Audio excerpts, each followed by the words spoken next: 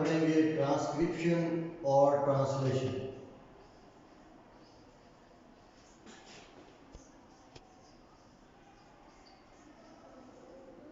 यानी कैसे डीएनए से आरएनए बनता है,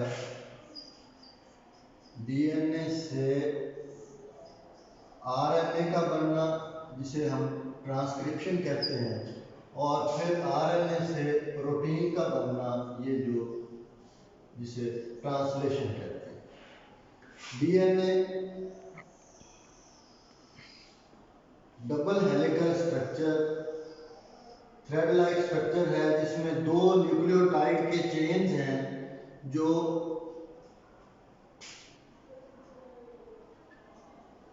एंटी पैरेलल एक दूसरे के साथ जुड़े हुए होते हैं। इसके अंदर जिस हिस्से की ट्रांसक्रिप्शन होना होती है, यानी जिस हिस्से के अंदर जीन जो प्रोटीन बनाना होती है, वो हिस्सा ओपन हो जाता है। ओपन होने के नतीजे में जो न्यूक्लियोटाइड बेसिस हैं ये ओपन हो जाती हैं और एक जिप की तरह एक साइड का टेम्पलेट या एक कोड वो क्लियर हो जाता है, वो वाज़ेह हो जाता है। फॉर एग्जाम्पल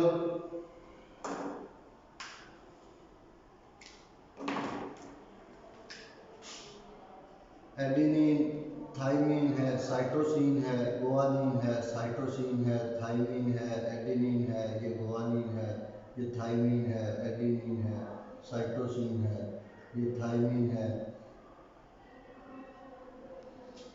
ये हमारे पास एक टेम्पलेट या एक सांचा हमारे पास आ जाता है जब दोनों स्टैंड ओपन होंगे। इसके मुताबिक साइटोप्लाज्म के अंदर से ये सारा प्रोसेस, ये सारा सेटअप न्यूक्लियस के अंदर पड़ा हुआ है। ऐसे समझ लें, इधर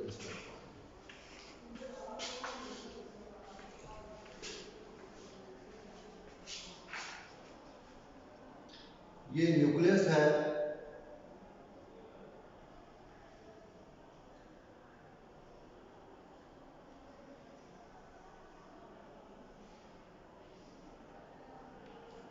न्यूक्लियस के अंदर न्यूक्लियर पोर्स हैं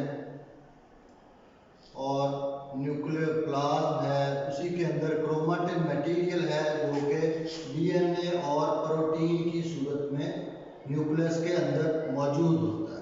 अब इसके अंदर ये डबल स्ट्रैंडेड ये डीएनए का मॉलिक्यूल है।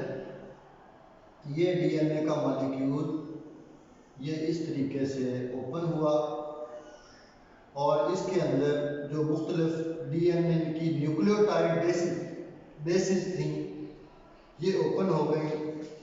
यहाँ से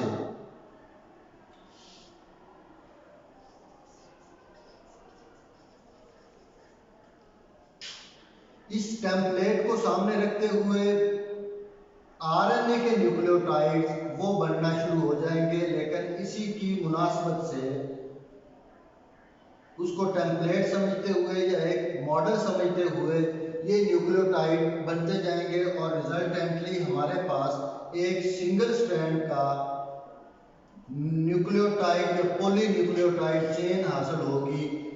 ये डीएनए था और उस डीएनए से ये हमें सिंगल स्ट्रैंडेड एक मैसेंजर आरएनए का मॉलिक्यूल हासिल होगा। ये मैसेंजर आरएनए का मॉलिक्यूल मूव करके साइटोप्लाज्म के अंदर बाहर आ जाएगा। इतने हिस्से को हम एक जीन कह सकते हैं। ये एक जीन है जो एक खास पॉलीपेप्टाइड चेन को बनाने की सलाहियत रखता है। अब यहाँ पे मैसेंजर आरएनए की फॉर्मेशन हो गई। उसके बाद जो दूसरी दो टाइप्स हैं जिनको हम कहते हैं राइबोसोमल आरएनए और ट्रांसफर आरएनए, इनका काम अब साइटोप्लाज्म के अंदर इनका काम शुरू हो जाता है। ये सबसे पहले एक राइबोसोम की जो स्मॉल सब यूनिट है और एक लार्ज सब यूनिट है, ये आके एक खास हिस्से के ऊपर अटैच होती हैं इस मैसेंजर आरएनए के ऊपर, यानी जो राइबोसोमल आरएनए है ये स्पेस प्रोवाइड करता है अपने ट्रांसलेशन के प्रोसेस को आगे चलाने के लिए।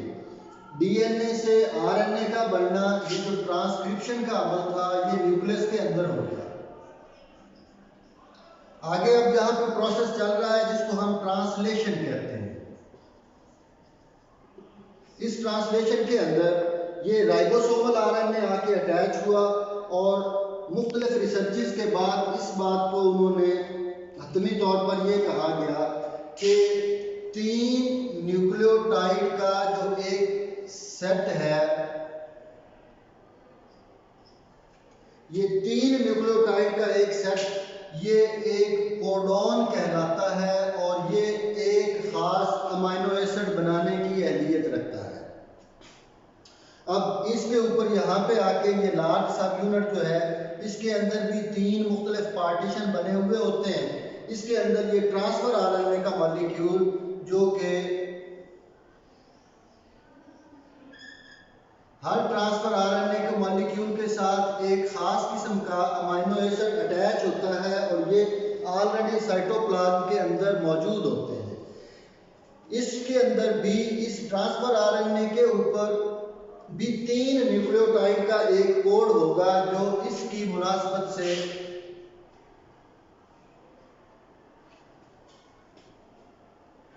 complementary to the codon, there is a specific anticodon on each transfer RNA molecule. This is called as anticodon. ये भी 3 न्यूक्लियोटाइड का सीक्वेंस एज सच वैसे ही रखता होगा।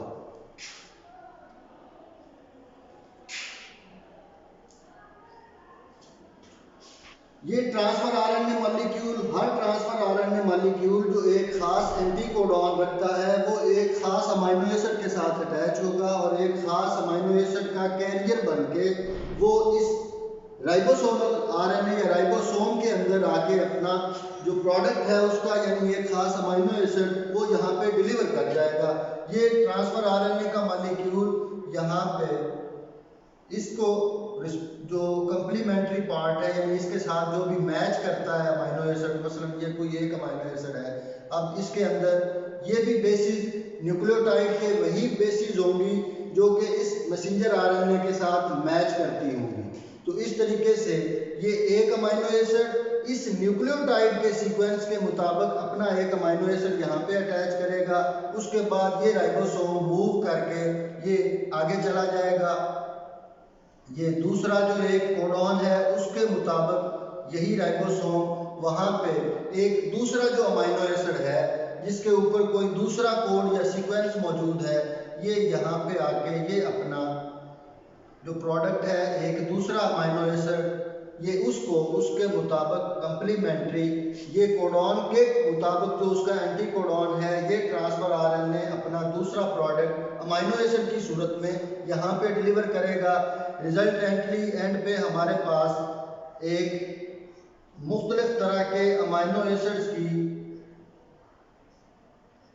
एक चेन हासिल होती जाएगी जिसमें ये एक अलग अमाइनो एसिड है, ये दूसरा, तीसरा, चौथा, और ये बनेंगे कहाँ से? ये इस जो मैसेंजर आरएनए के ऊपर कोड बना हुआ था, जो मैसेंजर आरएनए के ऊपर न्यूक्लियोटाइड्स की एक खास तरतीब है, वो कहाँ से आई?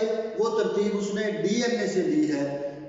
जो डीएनए की ट्रांसक्रिप्शन के नतीजे में कोड मैसेंजर आरएनए के ऊपर आए, मैसेंजर आरएनए ने वो कोड राइबोसोमल आरएनए और ट्रांसफर आरएनए को इस्तेमाल करके कोडॉन और एंटीकोडॉन की मैचिंग के नतीजे में खास अमाइनो एसिड्स के सीक्वेंस की सूरत में अपने आप को एक्सप्लोर किया या ट्रांसलेट किया एंड रिजल्टेंटली हमारे पास एक पॉलीपेप्टाइड चेन हासिल हो जाएगी जो कि एक खास प्रोटीन बनाने के काम आएगी। यही प्रोटीन हमारी बॉडी के एंजाइम्स बनाएगी, इनमें एक्टिन भी है, इनमें मायोसिन भी है, तमाम किस्म की जो हमारी बॉडी की प्रोटीन्स हैं वो इसी प्रोसेस के थ्रू हमारे जिस्म के अंदर बनती हैं।